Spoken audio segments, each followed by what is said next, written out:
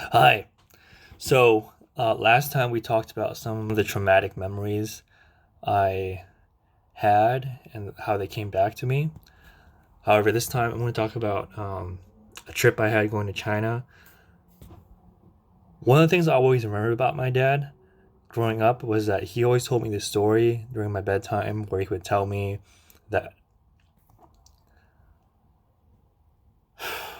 that I would grow up like him, and with each generation, I was going to commit suicide. He was going to commit suicide. His grandfather committed suicide. He was saying that my sons and my daughters would commit suicide. And he would just have this cynical laugh this whole time telling this story.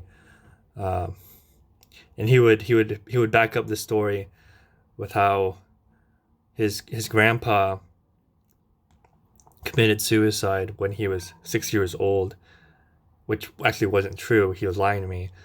And the whole family was out at the time, according to him. And when they came back to their home in China, his grandpa was hanging from the ceiling, so he hung himself.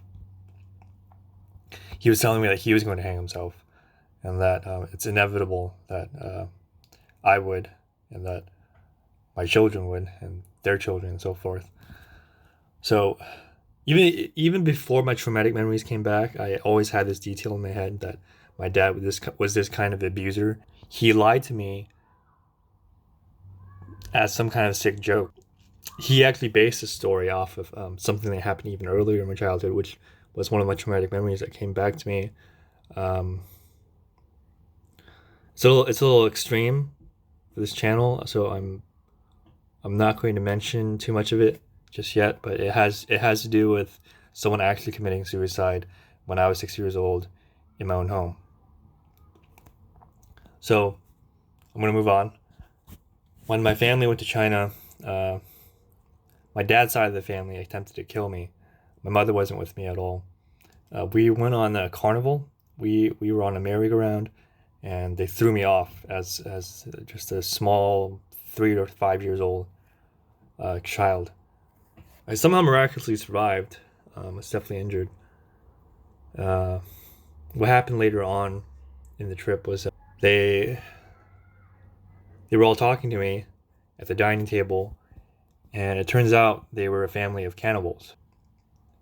They frequently kidnapped children and killed them.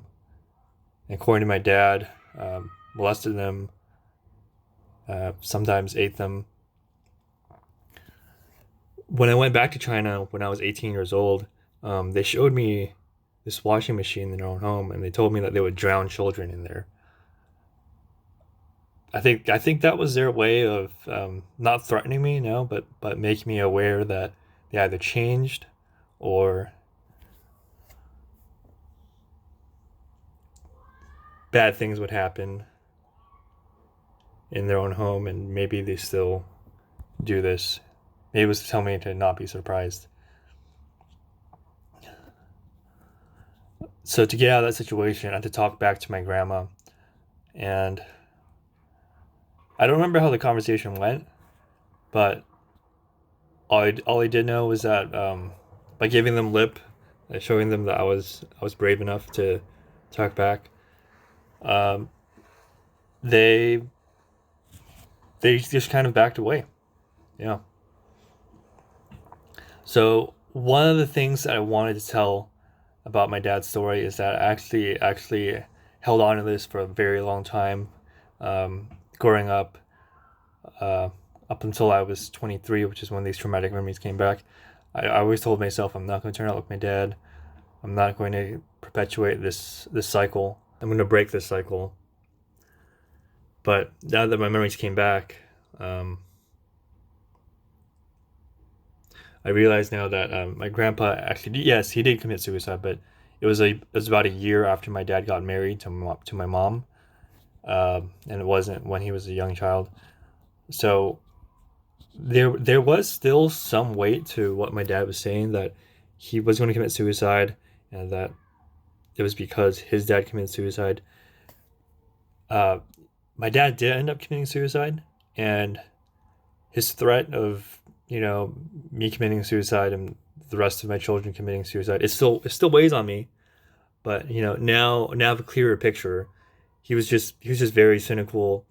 He liked to make a joke out of suicide and mock this event in my life when I was 5 or 6 years old and someone committed suicide within my own home here in America.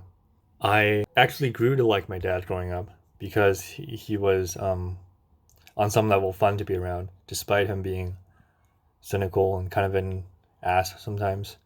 I liked him enough to know that there was a part of him that genuinely loved me, but there was also a part of him that genuinely just gave up. And I've been fortunate enough to have a good enough life that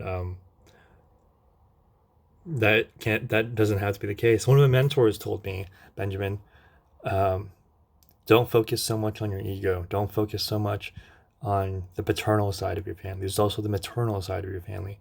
There's also good in your family. You have to remember that. And I do take that into consideration. I do I do think, okay, I had a good mom growing up. It's not all bad in my life.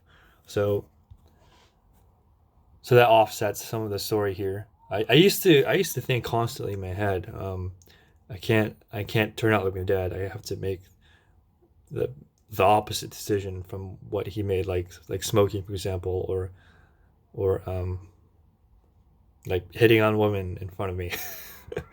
He was a kooky kind of guy. He had a sense of humor, um, that was self-deprecating, and I appreciated it to some extent. So I'm gonna end this by saying I'm trying to humanize my dad in the story. He he had his own struggles growing up. He told me that his family would drag him out of bed and throw him into the river outside his own home, and he would have to swim up.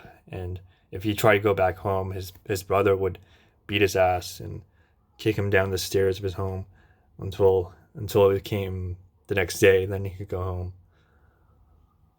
Yeah, he went through abuses too. Um,